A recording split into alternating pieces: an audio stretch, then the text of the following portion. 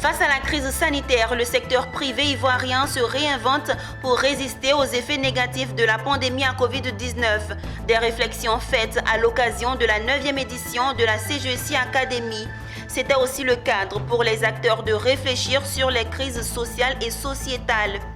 Et puis les commerçants sensibilisés à s'acquitter de leurs impôts à l'occasion d'une campagne initiée par la Direction générale des impôts et l'Union des commerçants de Côte d'Ivoire.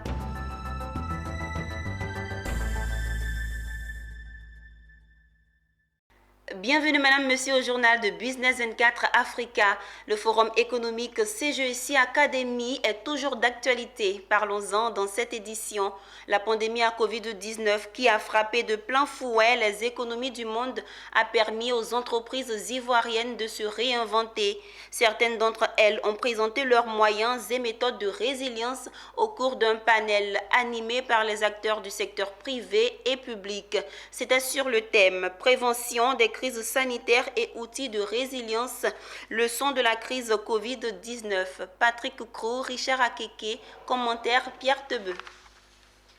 La 9e édition de la CGECI Academy a ouvert ses portes ce jeudi 28 octobre à Abidjan, en présence de chefs d'entreprise et hommes d'affaires nationaux et internationaux.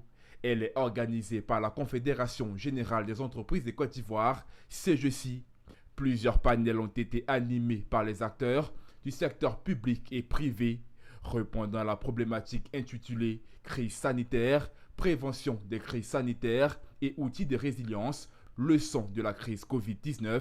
Les différents panélistes ont reconnu que les entreprises ivoiriennes ont su se réinventer grâce à l'action vigoureuse et opportune de l'État. Laurent Théodore, directeur général de Brassivoire, une succursale de la firme internationale Heineken, explique sa stratégie pour résister face à la pandémie.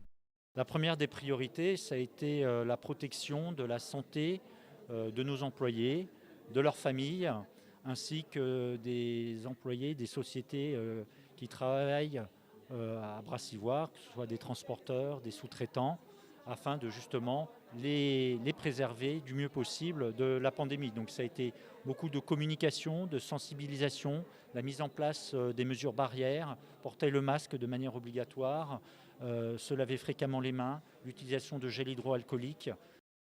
Venu de Madagascar pour participer à la CGECI Academy 2021, Thierry Marie Rajanoa, président du groupe des entreprises de Madagascar, a salué les initiatives ivoiriennes avant de donner les leçons qu'il a tirées de la survenue de la pandémie à Madagascar. 2021 et nous estimons globalement à travers le monde que nous sortons de la grasse crise sanitaire et qu'il est temps de penser à un redémarrage économique et que nous devons envisager donc, des plans de relance tout en étant vigilants quand même sur le maintien des mesures sanitaires pour éviter une 3e ou une 4e vague. Eric Nguesson, responsable du cabinet Country Managing, partenaire francophone Africa Text Leader, a fait savoir que les crises font partie intégrante de la vie des entreprises et donc elles doivent penser à anticiper sa résilience. Un soutien très rapide qui a été fait par l'État de Côte d'Ivoire au niveau de la dotation de fonds aidés par les partenaires internationaux, mais aussi par le fait qu'il y avait une structuration au niveau du maillage des entreprises, notamment par le fait qu'il y a des fêtières et notamment le patronat aussi, qui ont donné des exemples pour anticiper sur des plans de continuité d'activité. Cette 9e édition de la CGECI Academy se tient du 28 au 29 octobre 2021. Elle a pour pays invité d'honneur le Ghana, qui a été représenté par Michael Bozumbil, directeur général de Petrosol et vice-président du patronat ghanéen. Crise militaro-politique, grève des travailleurs, conflits armés ou encore crise sanitaire. Elles sont récurrentes, ces crises sociales et sociétales qui impactent négativement les entreprises. À l'occasion de la dernière journée de la CGECI Academy, il était donc question de réfléchir sur le thème crise sociale et sociétale, prévention et outils de résilience. Konena Nourgo, Tima Traoré, commentaire Mondésir Nascimento. Les entreprises, grandes ou petites, font face à deux sortes de crises dans leur milieu, les crises internes et externes. Dans les deux cas, elles sont directement impactées. Le panel portant sur le thème « Crise sociale et sociétale, prévention et outils de résilience » a offert un cadre de réflexion aux chefs d'entreprise lors de la CGCI Academy 2021. René Dibi, représentant la Chambre des rois et des chefs traditionnels, voit les alliances interethniques comme l'une des solutions aux crises sociales. Nous devons retenir qu'il faut que cette chambre qui a été créée par le président Alassane Ouattara, qui doit donner une assise juridique et constitutionnelle, soit à la base de la cohésion sociale et de la paix. Et nous travaillons tous les jours avec le président, Sa Majesté Tano et tous les membres du directoire. Nous faisons en sorte que nous retrouvons l'Ivoirien nouveau, l'esprit de l'Ivoirien nouveau, non belliqueux, aimant son pays, et puis que la paix soit une vraie réalité. Quant aux travailleurs, ils exigent que les entreprises respectent le code du travail pour éviter les grèves. Selon eux, il faut aussi créer un cadre permanent de dialogue. Côté État, les choses bougent également. La crise peut être interne, c'est-à-dire les acteurs au sein d'une entreprise, l'employeur et les employés peuvent ne pas s'entendre. Cette crise, il y a des mécanismes qui sont mis en place. Il y a le Conseil national de dialogue social, ainsi de suite. Bon, il y a des éléments qui sont mis en place pour que la crise soit réglée. Maintenant, la crise, lorsqu'elle est externe, telle que la Covid qui est intervenue, l'État a mis en place un certain nombre de dispositifs, de fonds pour soutenir les entreprises, parce que l'État a pris conscience que leur outil de production a été impacté négativement par la crise. Donc, des mesures ont été prises. Et deuxièmement, on va plus loin, une résilience cette fois-ci active, c'est-à-dire qu'il faut prévoir un mécanisme pour que si la crise, si la pandémie perdure, les éléments, cette situation peut être prise en compte. C'est pour ça que le code du travail est en train d'être modifié pour tenir compte des crises qui peuvent intervenir. La CGCI Academy est le plus grand forum économique annuel de Côte d'Ivoire. Le Ghana était le pays invité d'honneur de cette 9e édition. Démarrée le jeudi 28 octobre 2021, la 9e édition de la CGCI Academy a refermé ses portes le vendredi 29 octobre. 2 jours de panels, de conférences et autres communications qui ont permis aux chefs d'entreprise venus de divers horizons de formuler 60 recommandations, des propositions de solutions aux crises présentes et à venir qui minent l'existence des entreprises. La cérémonie de clôture a été présidée par le ministre du budget et du portefeuille de l'État. Suivant le reportage de Issa Badini, Marius Siri et Richard Akeke.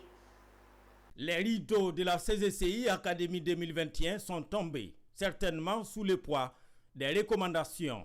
Une soixantaine environ, dont 12 ont eu le privilège d'être égrenés lors de cette cérémonie de clôture. Les principales résolutions donc sont les suivantes. 1. Encourager la prise en compte dans les stratégies d'entreprise de la notion de prévention des risques liés au changement climatique en adéquation avec le renforcement du cadre réglementaire autour des questions environnementales. Des jours d'intenses activités avec à la clé 26 sessions composées de conférences, de panels, de masterclass et autres discours sur le thème central crise et résilience des entreprises africaines. Et l'une des recommandations porte sur la nécessité de la facilitation du libre-échange entre États. Sur ces points qui sous-entend intégration régionale et sous-régionale, le ministre ivoirien du budget et du portefeuille de l'État et le vice-président du patronat guinéen dansent presque sur le même pied. Si vous prenez les préoccupations relatives à la coopération, on va regarder les balances de paiement de nos pays. Dans la balance des services, la ligne fret est une ligne qui consomme beaucoup de ressources. Beaucoup de ressources. Clairement, pris individuellement, nos pays auront du mal à adresser cette problématique.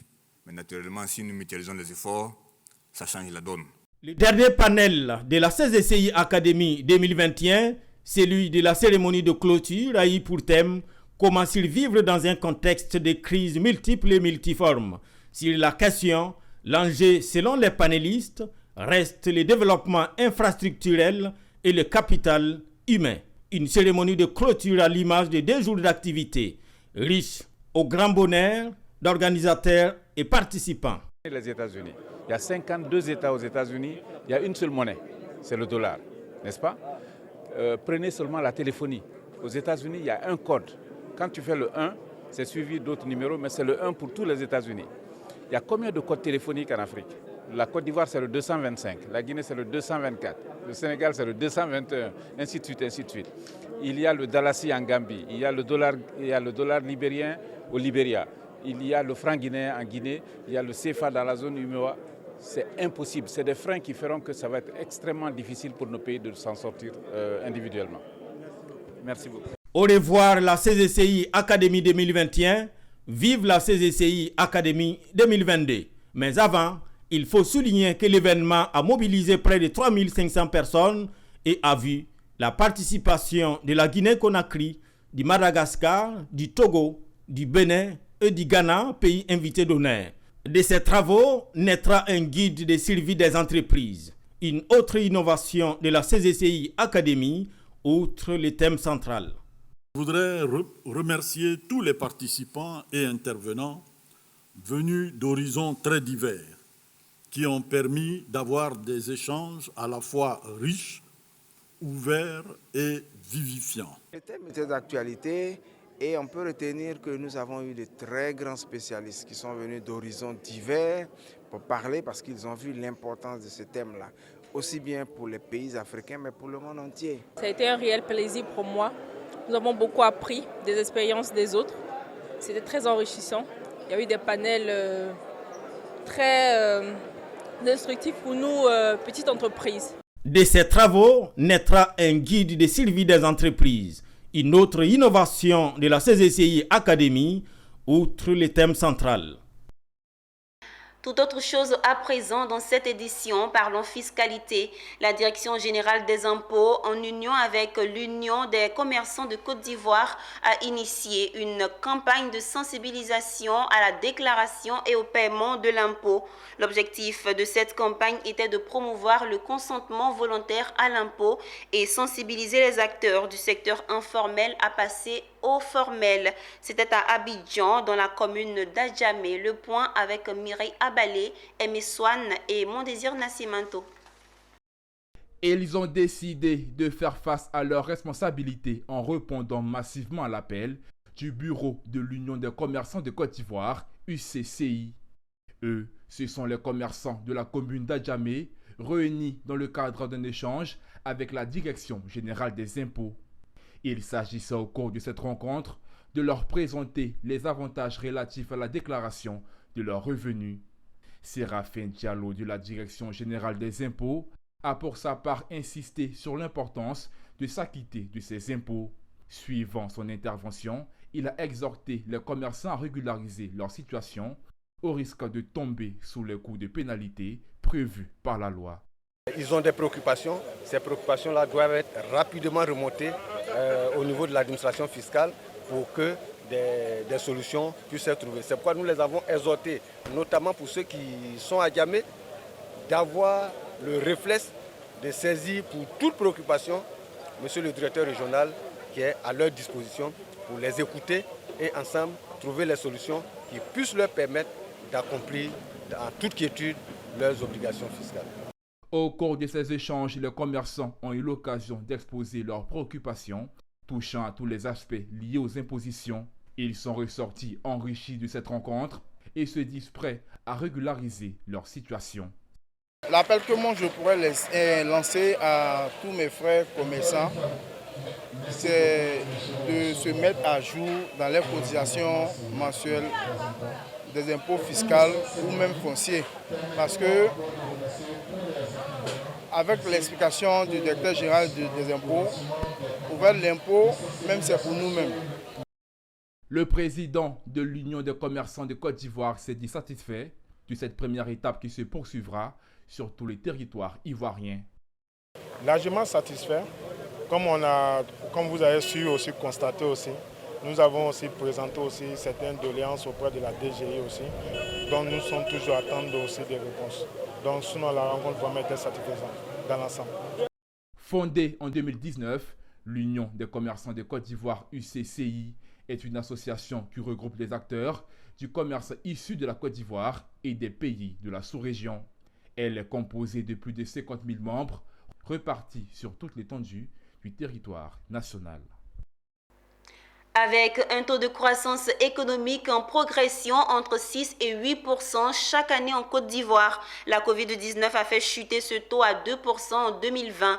Les auditeurs de la 3e promotion Master en diplomatie, protocole et relations internationales du CAMPC, entendez Centre africain de management et de perfectionnement des cadres, ont initié une conférence publique. L'objectif de cette conférence est de comprendre les actions de résilience mises en œuvre par le gouvernement ivoirien pour endiguer les effets négatifs de la pandémie à Covid-19 sur l'économie ivoirienne.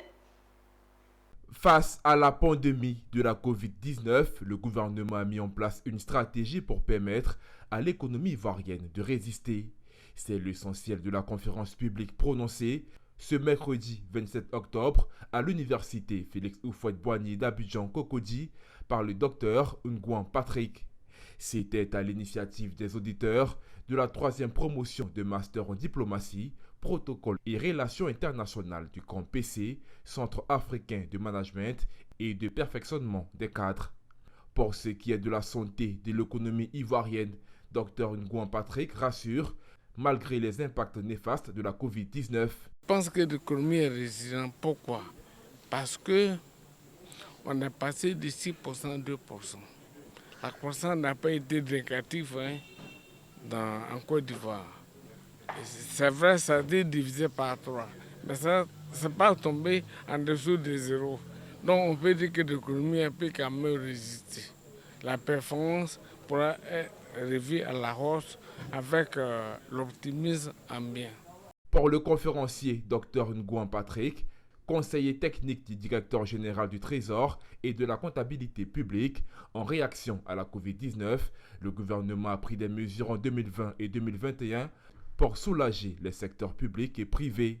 Ce sont entre autres pour l'année 2020, 1 250 milliards de francs CFA pour les entreprises privées, 231 milliards de francs CFA au profit de l'économie générale et 1,90 milliard de francs CFA pour le secteur agricole.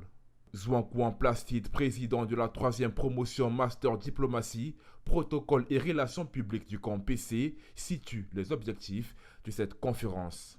Dans le cadre de la formation qu'on a eue, de mettre en application et de déjà comprendre quels sont les leviers que la Côte d'Ivoire met en place pour pouvoir créer la résilience autour de son économie par rapport à la Covid-19. Nous avons réussi à surmonter les effets de la crise et nous sommes heureux aujourd'hui de savoir que le pays a réussi à s'en tirer d'affaire et nous prions que les choses puissent continuer de cette manière. Le Centre africain de management et de perfectionnement des cadres, CAMPC, a été créé en 1970 à Yaoundé et opérationnel en 1975. Il regroupe 6 pays, à savoir la Côte d'Ivoire, le Burkina Faso, le Bénin, le Gabon, le Niger et le Togo. Les clubs service Lions d'Abidjan, Filao, Harmonie, Colombe, Fresnes, Prestige, Calao et Phoenix Collaboration avec le groupe Cestia ont initié ce vendredi à Abidjan une journée de dépistage diabète et de sensibilisation sur des maladies. Ils ont aussi saisi l'occasion pour sensibiliser les jeunes sur la toxicomanie, des fléaux qui sévissent en milieu scolaire et juvénile. Le reportage est signé Mondésir Nascimento et Modeste Akomian. Après une opération réussie à Adzopé dans la région de Lamé, les clubs service Lions d'Abidjan, à savoir Filao, Harmonie, Colombe, Fresnes, Prestige, Calao et Phoenix, ont retrouvé les Abidjanais. Ce vendredi, l'honneur a été pour les élèves, étudiants et habitants de la commune de Cocody-Angré. Ils ont reçu les Lions et une forte délégation médicale venue les dépister du diabète avec à l'appui des conseils du docteur Guy-Serge Hainaut, spécialiste en la matière. Le but de la conférence de ce jour, c'était de sensibiliser contre le diabète, permettre aux personnes à l'auditoire de savoir que le diabète n'est pas une fatalité, que le diabète se soigne et qu'on a des pratiques qui nous permettent d'éviter de tomber dans les conséquences et les complications, d'éviter les complications du diabète, à savoir le régime alimentaire, surveiller son régime alimentaire. Cette journée de sensibilisation axée sur les 5 causes majeures du service Lyon a été aussi le fruit d'une collaboration avec le groupe École Cestia. Son fondateur, Sidibé Pasta, promet au Lyon un partenariat en vue de participer autrement à l'éducation de la jeunesse ivoirienne. Qui a pris une très bonne initiative de s'approcher auprès de la population estudiantine et scolaire, parce que c'est là-bas où les ressources humaines doivent être bien entretenues. C'est pourquoi nous avons apprécié leur démarche de venir vers nous. J'allais dire de développer notre partenariat dans ce sens-là pour aider la jeunesse à se prendre en charge. Jean-Yves Bini, président du club Lyon Abidjan Filao par ailleurs, porte-parole des clubs services en activité, s'est dit engagé aux côtés de sa hiérarchie, à savoir Elisabeth Atobra, gouverneur du district 403 A2. Un engagement pour lutter entre autres contre la faim, le diabète, le cancer infantile et la toxicomanie. Donc, tous ces clubs-là se sont réunis pour pouvoir sensibiliser sur un fléau qui touche notre jeunesse, la toxicomanie. Et sous l'impulsion de notre gouverneur qui nous a demandé de faire des sensibilisations tout au long de ce mandat, donc nous nous sommes inscrits sur ce taxe-là et nous continuons de mener ce combat de sensibilisation afin de sortir la jeunesse de ce fléau. Sous l'impulsion du gouverneur Elisabeth Atobra, sous cette mandature, elle a institué 4 causes locales, notamment le paludisme, la drépanocytose, la toxicomanie et la santé mère-enfant. Plus de 300 personnes, y compris des étudiants et parents d'élèves, ont participé à cette activité. Rendons-nous à Yamoussoukro, capitale politique de la Côte d'Ivoire.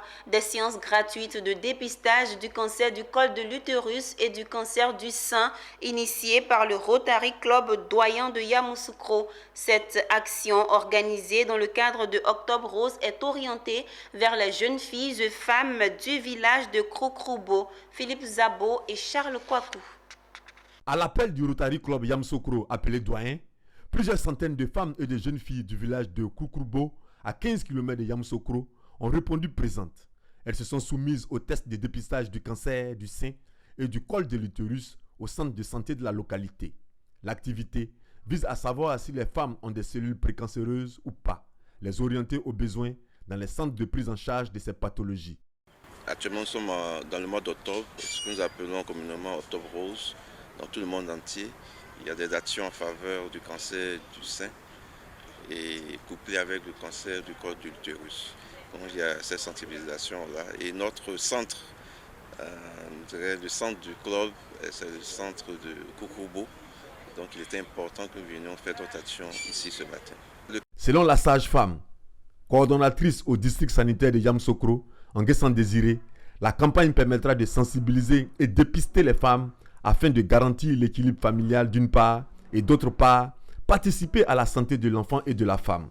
Nous palpons les deux seins de la dame pour voir s'il n'y a pas une présence d'une masse dans un des seins ou dans les deux seins.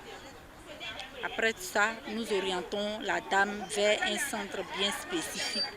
Si c'est au niveau des seins, nous conduisons la dame au niveau du CHR de Yamoussoukro. L'année dernière, grâce au Rotary Club, plusieurs femmes dépistées ont été détectées, suspectes et orientées vers les services compétents. L'ONG Aprosam et ses collaborateurs, notamment le ministère de la Santé, a procédé à une campagne de sensibilisation sur la fistule. La fistule est une mauvaise communication entre le vagin, la vessie et ou le rectum qui survient chez la femme suite à un accouchement difficile, entraînant la perte incontrôlée des urines ou des selles. L'occasion était propice pour prodiguer des conseils aux femmes de San Pedro, Abel Kwao et Emmanuel Bonzo. Les habitants des quartiers Bardo Terre Rouge et de Belleville ont été sensibilisés sur les causes, conséquences et traitements de la fistule obstétricale. Le canal choisit des sketchs et des danses pour présenter la maladie aux populations. Cette maladie est en effet une mauvaise communication entre le vagin, la vessie et ou le rectum qui survient chez la femme à la suite d'un accouchement difficile et entraînant la perte incontrôlée des urines ou des selles.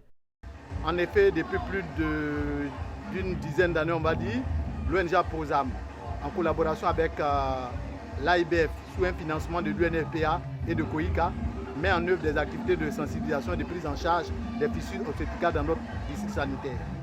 Il s'agit donc pour nous de sensibiliser la population sur cette grave maladie qu'est la fissure obstétricale, d'orienter les cas de fissure obstétricale dans les communautés pour le CHR de San Pedro où il existe heureusement un centre de prise en charge de réparation des fissures obstétricales.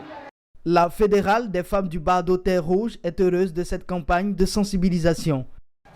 Ce matin, nous sommes ravis, nous sommes contents pour cette activité. Quel appel vous lancez aux femmes?